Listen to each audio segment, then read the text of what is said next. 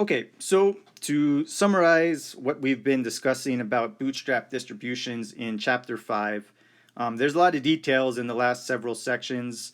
You're free to go and read through it, but I'm just going to summarize the main points here.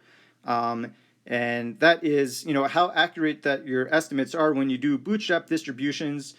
We need to be careful because there's actually two sources of randomness that seep into this process. Maybe the first is pretty clear that we're picking a random sample from the population.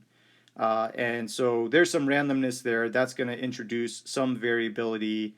If I pick a sample, it's going to be different than the sample that you pick, but we're both going to base our estimates for the same parameter off of two different samples. So there's going to be some room for error introduced by that.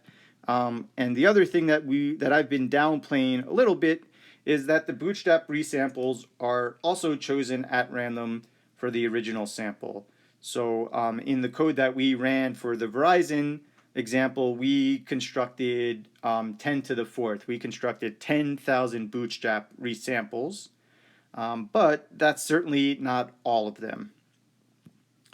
So if we were to be a little more careful, we would have a total of 1,664 raised to the 1,664 times 23 to the 23 different Bootstrap samples. So we have a huge amount of Bootstrap resamples, and we've only generated, in that case, a subset of them.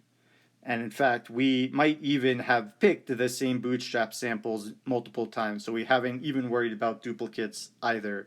So on the one hand, we pick a random sample from the population, and then once we have that sample, we're also picking random sample of possible Bootstrap samples. So there's a bit of randomness involved here that we should be mindful of. So in closing,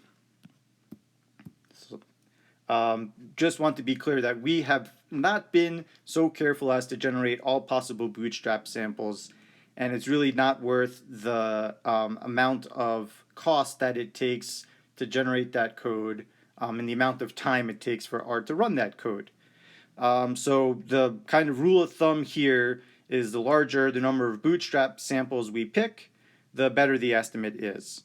And so as a rule of thumb, and you can check out the text to see more details, but as long as we pick 10 to the fourth, as long as we're picking 10,000 Bootstrap samples or more, that's sufficient enough to not worry about the fact that we haven't generated all possible Bootstrap samples. So the law of large numbers applies here. The larger our original samples are, the better.